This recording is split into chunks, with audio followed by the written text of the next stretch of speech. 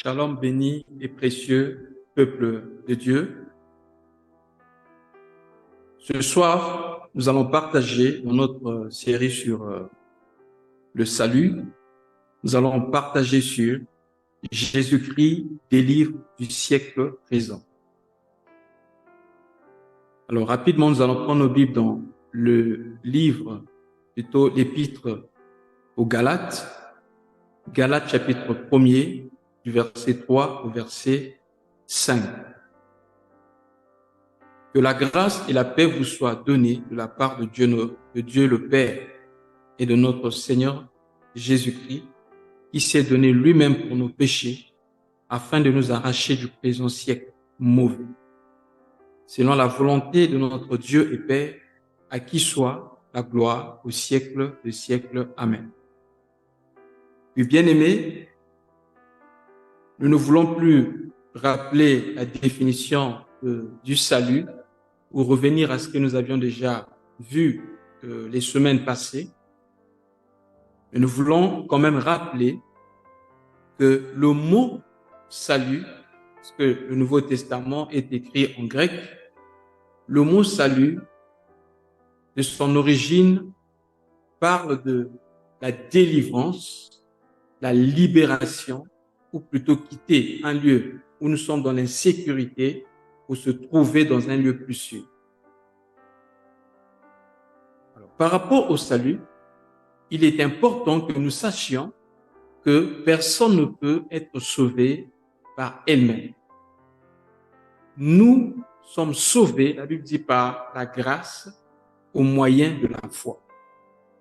Ce n'est pas par nos œuvres. La Bible dit, une foi sans œuvre, elle est morte en elle-même. Mais ce n'est pas par les œuvres, mais c'est par la foi en Jésus-Christ. Alors, par rapport à notre marche, il est important que nous sachions qu'il y a la sanctification positionnelle et la sanctification progressive. La Bible dit, par une seule offrande, il a emmené tous les assistants à la perfection. Il nous a rendus parfaits. Mais il est important de savoir que bien que nous ayons reçu le Seigneur Jésus-Christ dans notre vie, nous avons une marche à suivre. Voilà pourquoi vous allez remarquer, juste avant de monter à la croix, avant d'être arrêté dans le jardin de Gethsémani, la Bible dit que le Seigneur Jésus-Christ commença à laver les pieds des apôtres. Et quand il arriva au niveau de Pierre, Pierre lui dit, Seigneur, je n'accepterai pas que tu me fasses cela. Et le Seigneur lui dit, si tu ne me laisses pas te laver les pieds, alors tu ne feras pas partie des miens. Alors Pierre va lui dire, alors Seigneur, si tu veux le faire, tu laveras non seulement ma tête, mes mains et aussi mes pieds. Le Seigneur va dire, celui qui s'est lavé tout le corps n'a plus besoin de se laver une fois de plus, mais il n'a besoin que de se laver les pieds. Se laver tout le corps, c'est la sanctification positionnelle. En Christ, nous sommes devenus parfaits parce que Dieu ne nous regarde pas en tant que pécheurs, mais nous avons été justifiés par la justice de Christ lorsque nous nous identifions à lui. Maintenant, dans notre marche de tous les jours, nous avons besoin de nous purifier.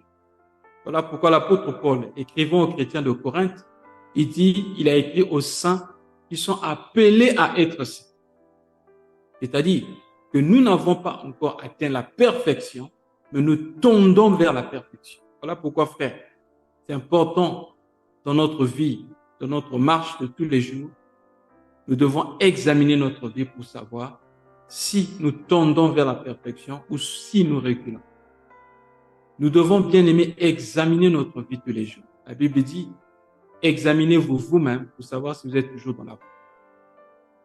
On ne doit pas, bien aimer, nous contenter des activités spirituelles ou religieuses. Mais nous devons examiner tout le temps notre vie devant le Seigneur. Nous devons nous poser les questions si nous grandissons ou si nous ne grandissons pas. Très souvent, nous nous inquiétons pour des choses de la nature, plutôt du corps naturel, mais souvent nous négligeons le côté spirituel. Bien-aimés dans le Seigneur, aujourd'hui, si un enfant vient au monde, généralement, après 3 mois, l'enfant doit commencer à s'asseoir. Et à 6 mois, il doit commencer à marcher à 4 pattes. Entre 9 mois et 1 an, l'enfant doit commencer à se lever et marcher. Mais si nous constatons qu'un enfant qui a 1 an et demi ne marche pas encore, bien aimé, cela va nous inquiéter. Pourquoi? Parce que nous savons que naturellement, l'enfant doit progresser, l'enfant doit grandir. Mais pourquoi ne faisons-nous pas la même chose pour les choses spirituelles? Parce que nous sommes charnels. Nous regardons plus à ce qui est physique qu'à ce qui est spirituel. Imaginez le cœur d'un papa ou d'une maman de voir un enfant qui a 2 ans et qui ne s'assoit pas, qui ne reste allongé. On va rapidement amener cet enfant à l'hôpital, l'examiner, suivre des traitements urgents pour que l'enfant puisse être actif comme un enfant normal. Mais pourquoi quand ça concerne les choses spirituelles, nous, bien-aimés, nous ne prêtons pas attention, nous ne prenons pas au sérieux notre vie? Vous imaginez le cœur de Dieu, vous qui êtes nés de nouveau depuis des années, mais demeurez toujours au lait. Oh, bien-aimés dans le Seigneur. De la même façon que nos cœurs, en tant que pères, en tant que parents, sont tourmentés, bien-aimés, le cœur de Dieu est aussi tourmenté lorsque nous grandissons. Imaginez-vous un jour, vous passez, vous voyez un monsieur de 30 ans avec un biberon, en train de prendre bien le lait en utilisant un biberon. Certainement, ça va vous faire rire, ça va vous étonner. Et malheureusement, aujourd'hui, dans les églises, il y a des gens qui sont nés de nouveau depuis longtemps, mais quand vous regardez leur vie, ils sont toujours des bébés spirituels. Bien-aimés, nous ne devons pas rester bébés spirituels. Il y a un temps pour naître, il y a un temps aussi pour grandir. Même par rapport à notre Seigneur, la Bible dit, un enfant nous est né et un fils nous est donné. Comment faire la différence entre un enfant et un fils? Un enfant est là, on l'aide, on fait tout pour lui. Mais le fils, c'est celui qui apprend à être utile aussi dans la maison. Et la différence entre un enfant et un fils, c'est que le fils est celui qui s'aide. Et le langage d'un enfant diffère de celui d'un fils. Un enfant, il veut qu'on fasse tout pour lui, mais le fils veut être actif et faire quelque chose pour la maison. Bien-aimés dans le Seigneur, dans notre vie chrétienne, est-ce que nous sommes toujours ce type de chrétien-là pour qui l'on fait tout? Regarde les sujets de prière. Regarde les problèmes auxquels tu fais face. Ce qui tourmente ton cœur. Est-ce que tout est centré sur toi? Voilà comment on reconnaît aussi la maturité. La maturité n'a rien à voir avec la durée dans l'église. Mais la maturité a à voir, bien aimé, avec notre attitude aussi. C'est pas le fait que tu es allé, ça fait longtemps que tu vas à l'école, que tu es mature. Tu peux aller à l'école depuis longtemps, mais tu es toujours au CP1. Tu peux faire 20 ans à l'école, mais tu es toujours au CP1. Il y a quelqu'un qui a fait 10 ans, il a dépassé le CP1, il est allé jusqu'au collège et même le lycée. Les deux ont été à l'école. Il y a un qui a fait 10 ans, mais l'autre a fait 20 ans. Celui qui a fait 20 ans n'a pas avancé, il n'a pas progressé. Bien-aimé dans le Seigneur, le cœur de Dieu saigne lorsque notre croissance spirituelle ne nous dit absolument rien. Il est temps que nous puissions discerner notre vie spirituelle pour savoir si vraiment nous avons grandi ou si nous grandissons. Bien-aimé, c'est très important. Il y a certains trucs ou certaines attitudes dans notre vie qui justifient notre croissance spirituelle, notre vie de prière, même notre façon de prier, notre façon de considérer les frères, notre façon, notre engagement dans le Seigneur, notre façon de chercher les âmes pour le Seigneur détermine aussi, bien aimé, notre croissance. Alors, la Bible dit que Jésus-Christ notre Seigneur qui s'est donné lui-même pour nos péchés afin de nous arracher du présent siècle mauvais. À un autre endroit, toujours dans les Épîtres, là où on dit que Jésus a donné sa vie pour nos péchés, la Bible dit, afin de nous délivrer de nos péchés. Et dans d'autres passages, on dit, afin que celui qui vit ne vive plus pour lui-même, mais vive pour celui pour qui il a été sauvé. C'est-à-dire que Christ a donné sa vie à la croix. C'est la première partie que nous avons vue la fois passée. Il a donné sa vie à la croix afin que nous cessions de vivre pour nous-mêmes et que nous vivions pour lui. C'est là même le sens du salut. Faisons très attention avec tous ces messages-là qu'on présente. Un Jésus Père Noël aujourd'hui. Viens Jésus, tu vas bien manger. Viens Jésus, tu auras la paix, un bon mariage, un bon travail. Viens Jésus. Bien-aimé dans le Seigneur. Tout cela vient à Jésus pour avoir des choses auprès de Jésus. Mais le véritable Jésus en vient à lui pour lui appartenir. L'apôtre Paul a dit, ce n'est plus moi qui vis, mais c'est Christ qui vit en moi. Donc on ne vient pas à Jésus pour chercher des choses auprès de Jésus, mais on vient à Jésus pour avoir Jésus. Car lorsque nous l'avons dans notre vie, nous avons tout. Il est écrit dans Psaume chapitre 37, du verset 4 à 5. Fais de l'Éternel tes délices, il te donnera ce que ton cœur désire. Recommande ton sort à l'Éternel, mets en lui ta confiance et il agira. Donc, en premier lieu, nous devons faire de Dieu notre délice. Dieu doit être notre tout. Et si Dieu est notre tout, nous allons considérer le reste comme une perte parce que nous l'avons gagné lui. Et le secret, c'est quoi? Lorsque nous l'avons gagné, nous avons tout gagné car c'est lui qui est le créateur de tout, le maître des temps et des circonstances. Oh bien-aimés dans le Seigneur. La Bible dit ici, il nous a délivrés de nos péchés. Ça, c'est le péché, non seulement originel, mais bien-aimés, les péchés de tous les jours, afin de nous arracher du présent siècle. En tant qu'enfants de Dieu, il est important que nous sachions que nous sommes dans le monde, mais nous ne sommes pas du monde. C'est très important. Et si nous ne comprenons pas cela, nous pourrons être manipulés, malmenés par le malin et par des esprits impurs sans qu'on ne le sache. Et si, bien aimés, nous ne comprenons pas cela, nous pourrons être à la merci de Satan sans qu'on ne le sache. Bien aimés dans le Seigneur, le siècle présent est un siècle mauvais. Et quand on parle du siècle, ce n'est pas 100 ans, mais c'est le système établi actuellement. Parce qu'il y a le siècle à venir. Le siècle à venir, c'est la nouvelle Jérusalem. La terre a été corrompue et cette terre est appelée à disparaître. Pourquoi? Parce que l'homme avait péché. Et quand l'homme a péché, il a corrompu, bien-aimé, la terre. La Bible dit que Dieu a chassé l'homme du jardin. Et qu'est-ce qui s'est passé? Au temps de Noé, alors que les hommes se multipliaient, la Bible dit que les fils de Dieu virent que les filles des hommes étaient belles et ils sont descendus vers les filles des hommes. Et avec ces filles des hommes, ils ont eu des enfants de la race des Gémeaux. Et la Bible dit que Dieu, quand il a vu cela, il a dit, la Bible dit que l'Éternel a été attristé dans son cœur. Et il dit en lui-même, il regrette d'avoir créé l'homme parce que toutes ses pensées ne sont orientées que vers le mal.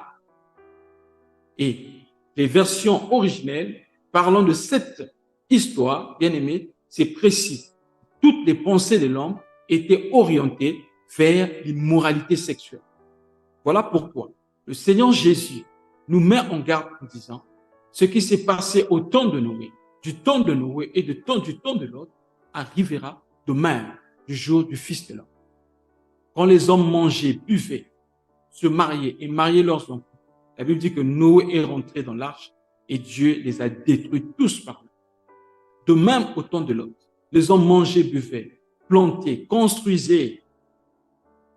Les hommes vendaient, achetaient, jusqu'à ce que Lot soit sorti de Sodome et Dieu a détruit la terre par le souffle. Dieu a détruit Sodome et Gomorrhe par le feu. Et la Bible dit ce qui s'est passé du temps de Noé arrivera de même au jour du Fils de l'homme. Je crois que c'est ici que nous avions partagé de la foi d'Enoch une fois. Nous avons dit que Enoch a commencé sa marche avec Dieu lorsqu'il avait eu un fils qu'on appelle Méthusalem ou Méthusélah. Et le nom Méthusélah signifie « à ta mort, inondation, à ta mort et projectile ». Et Méthusélah, c'est l'homme qui a vécu plus que tous les êtres humains sur la terre.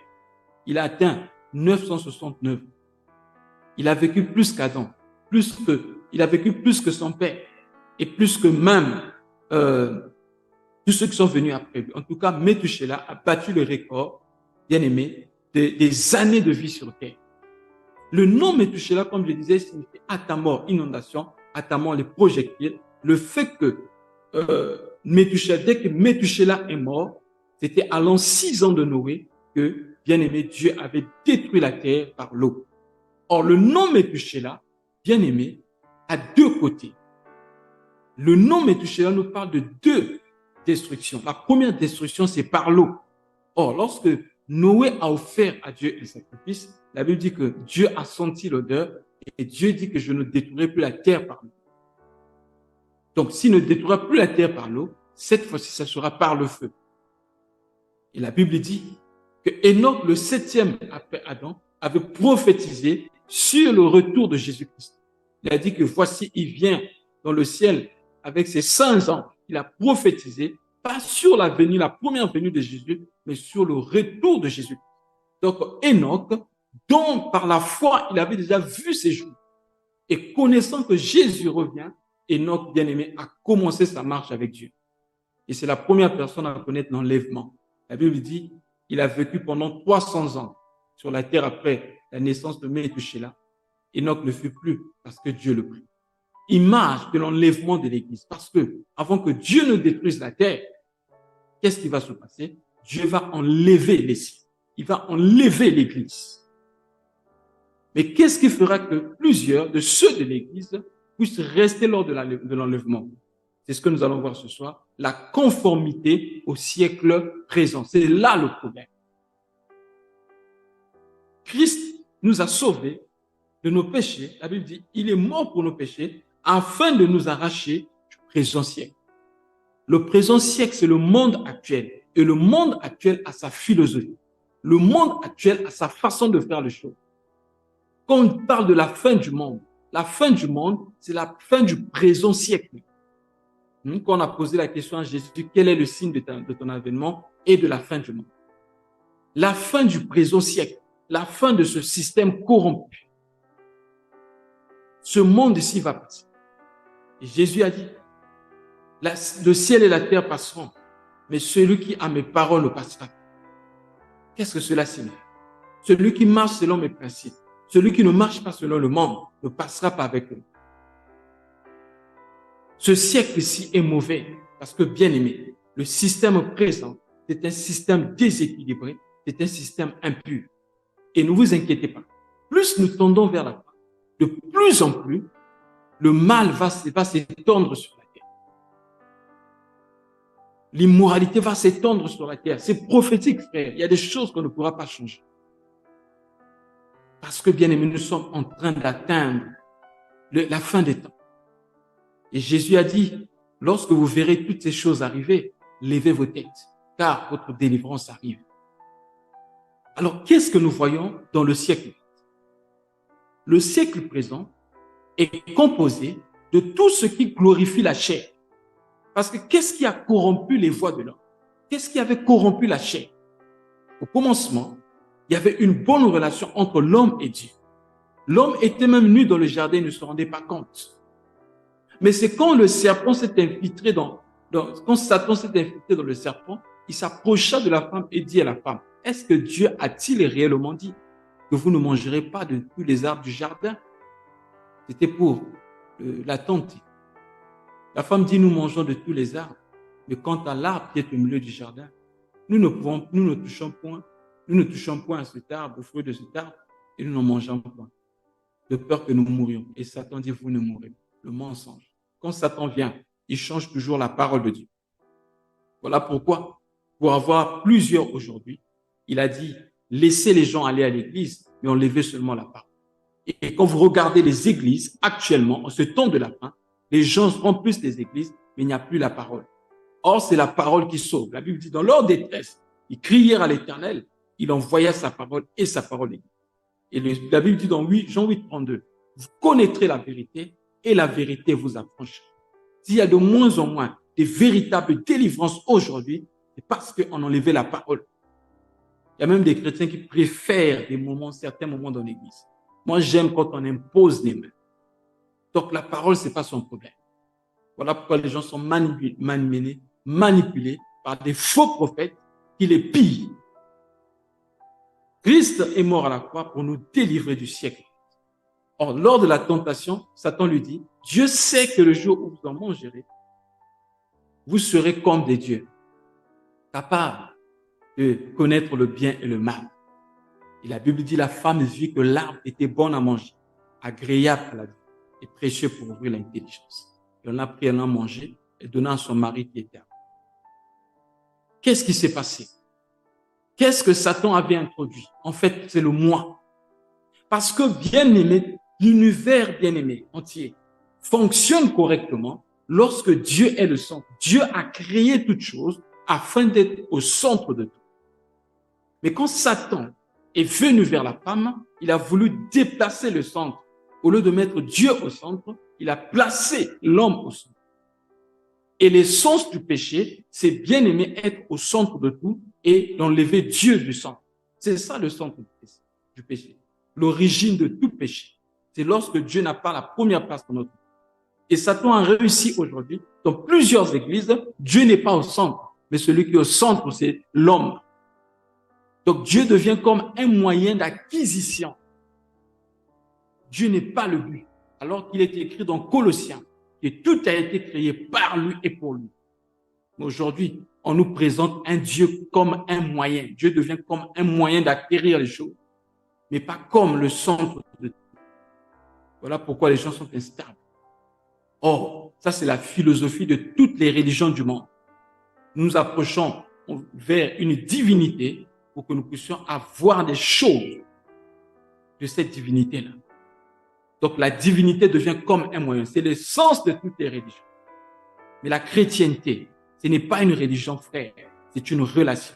Et dans cette relation, Dieu doit être le tout de notre vie et le but à atteindre. Dieu ne doit pas être le moyen à atteindre nos objectifs.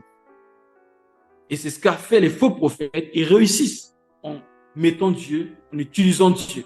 Il y a même des gens qui utilisent le Saint-Esprit. Oh, bien-aimés, faisons très attention.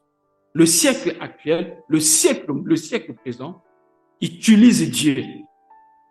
Dieu n'est pas le centre, mais Dieu est le moyen. Mais Christ est venu afin de nous arracher du présent siècle. Parce que ce présent siècle a sa philosophie. Vrai, nous devons faire très attention avec la philosophie du monde. Le monde a sa philosophie et Dieu a aussi sa philosophie. Voilà pourquoi la Bible dit, je vous conjure par les compassions de Dieu à offrir vos corps comme un sacrifice vivant. Ce qui sera de votre part un culte raisonnable, un culte qui a un sens. C'est lorsque nous nous donnons à Dieu comme un sacrifice. Nous disons à Dieu, Seigneur, voici mon corps, fais de moi ce que tu veux. Nous cessons avec des prières qui utilisent Dieu comme un garçon de course. Dieu fait ceci, Dieu va là-bas, je reviens ici. Non, frère. Dieu, me voici, que veux-tu que je fasse? Nous devons grandir, frère, changer notre façon de prier aussi. Dans Romains chapitre 12. Je vais lire ça dans la version parole vivante. Romains chapitre 12, je vais lire du premier verset au verset 2. Je vous demande donc, frère, à cause de la bonté que Dieu vous a témoigné, de nous consacrer votre être tout entier, que votre corps, vos forces et toutes vos facultés soient mis à sa disposition comme une offrande vivante, sainte et qui plaise à Dieu.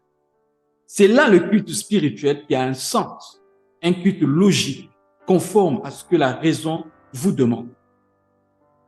Là où la version Luce et Gandhi, ne vous conformez pas au siècle présent. Écoutez ce que cette version dit. Ne vous coulez pas simplement dans le moule de tout le monde. Ne conformez pas votre vie aux principes qui régissent le siècle présent. Ne copiez pas les modes et les habitudes du jour. Laissez-vous plutôt entièrement transformer par le renouvellement de votre intelligence, renouvellement de votre mentalité, adoptez une attitude intérieure différente. Donnez à vos pensées une nouvelle orientation afin de pouvoir discerner ce que Dieu veut de vous. Ainsi, vous serez capable de reconnaître ce qui est bon à ses yeux, ce qui lui plaît et ce qui vous conduit à une réelle maturité. Voilà. Bien-aimés dans le Seigneur, ne vous conformez pas au siècle présent, parce que le siècle présent marche selon les habitudes du jour. Le siècle présent marche selon la philosophie du monde. Et la philosophie du monde est contrôlée par le prince de ce monde. Et le prince de ce monde, c'est Satan. C'est l'adversaire. Tout ce qu'il mettra en place, bien aimé, aura pour but venir à l'encontre de la loi de Dieu, à l'encontre de la pensée de Dieu. C'est pourquoi si tu as l'Esprit de Dieu, tu ne pourras pas, bien aimé, cohabiter avec ceux qui ont l'esprit du monde ou marcher selon l'esprit du siècle présent. C'est pourquoi faisons très attention avec la mode, avec le capitalisme qui bat son plein aujourd'hui. Bien aimé, tu auras honte de porter un habit que tu portais il y a 2 ans. Parce que selon le capitalisme, il faut toujours fabriquer et acheter. Je ne sais pas actuellement, l'iPhone est à quel nombre, je ne sais pas, l'iPhone est actuellement à quel nombre aujourd'hui. Ou encore Samsung. On vous dira non. On passe à Samsung, je ne sais pas, c'était 5, 12, 10, 22, Samsung sont bien aimés. Il y aura toujours, bien aimé, des Samsung qui vont sortir, des iPhones qui vont sortir. Bien aimé, on va modifier la technologie. Il faut acheter. Si le but, c'est acheter, acheter et acheter encore. Et ça, c'est le siècle présent. Le siècle présent te fera honte de porter une chaussure que tu portais, qui, à l'époque, était une chaussure de classe, il y a peut-être 3 ans. Parce que c'est le siècle présent qui présente ça comme ça. C'est en fait un système de pensée. Le siècle présent vous donnera une forme. Une femme doit avoir une telle forme. Une femme doit être comme ceci, comme cela. Voilà pourquoi, avec la chirurgie esthétique qui se fait de l'argent aujourd'hui, on injecte des pensées malsaines dans les cœurs, dans les pensées, dans les têtes des gens, afin que les gens marchent selon ce que la raison du monde demande. Et malheureusement, même certains chrétiens marchent selon les habitudes du jour. Ne marchons pas selon les habitudes du jour. Ne fixons pas, bien aimé, notre système de valeurs selon le siècle présent, selon le monde actuel. Sinon, nous allons simplement souffrir. Et nous serons en train d'adorer Satan sans qu'on ne le sache. Oh, bien-aimé dans le Seigneur. Le monde actuel, le but, c'est, vous savez, comme je vous disais tout à l'heure, c'est glorifier l'homme. Voilà pourquoi on a créé des classes sociales. Hein? Il y a la classe VIP. En fait, le but, c'est glorifier. Chercher à être glorifié. Glorifier l'homme. C'est ça le but de Satan. Vous vous rappelez ce qui a fait qu'il soit précipité de la présence de Dieu? La Bible dit, lui qui était une créature, il a voulu être semblable à Dieu. On pourrait lire ça dans Ésaïe chapitre 14 et Ézéchiel chapitre 28. On nous parle de la chute de Satan. Qu'est-ce qui s'est passé au commencement? Il a voulu être égal avec Dieu. Il a voulu dominer tout le monde, être élevé au-dessus des autres. Alors que Jésus-Christ était égal à Dieu. Il n'a pas voulu faire de soi une poire arrachée, mais lui qui n'était pas égal à Dieu, voulut être égal avec Dieu. Et si vous lisez là-bas, il dit, j'élèverai mon trône au-dessus des étoiles. Je serai semblable au Très-Haut. N'est-ce pas là ce qu'inspire les habitudes du jour? On veut être hors série. Voilà pourquoi tout ce qui sort, il y a des hors séries. On veut être de la première, de first class, la première classe au vol. Je me rappelle, j'aime beaucoup ce président africain. Ce qu'il avait dit ce jour-là, je suis le documentaire, je crois que c'était Thomas Sankara. Lorsqu'il est monté au pouvoir, il avait supprimé les voyages en première classe de tous ses ministres. Et j'ai aimé ce qu'il avait dit. En effet, l'avion décolle au même moment et descend au même moment. Qu'on soit en classe économique ou en première classe, on décolle au même moment et on atterrit au même moment. Alors pourquoi perdre l'argent du contribuable pour dépenser, pour se taper le luxe simplement de ne pas se mélanger aux gens? C'est ça, bien aimé, le siècle actuel. Le siècle actuel fait que même l'habit peut devenir un centre, une source de sécurité pour moi. Ah, si je peux avoir tel habit, j'aurai quand même de l'honneur vis-à-vis des hommes, l'honneur au milieu des hommes. Si je peux avoir telle chaussure, si je peux avoir tel sac, si je peux avoir telle chose, bien aimé, faisons très attention, que rien de la terre ne devienne une source de sécurité pour nous. Si vous voulez comprendre cela, regardez ce qui se passe sur Facebook aujourd'hui. Les gens publient les habits, ils publient leur voyage. Parce que bien aimé, quand vous voyagez dans des pays considérés comme des pays riches ou des pays des premières puissances, etc., ok, on doit mettre une photo pour montrer que moi, je visite ces pays-là. En fait, c'est quoi? Chercher simplement la gloire. Et malheureusement, même chez les chrétiens, c'est rentré. Vous voyez les gens publier des vidéos où on montre le culte. On peut montrer, par exemple, la salle de réunion, une grande salle, une belle salle. On dit, ah, waouh, Dieu est grand. En fait, il fait semblant de glorifier Dieu, mais en fait, il cherche sa propre gloire. Souvent, les vidéos qu'on fait passer, on voit les gens tomber, on dit, voilà, lui, la gloire est sur lui.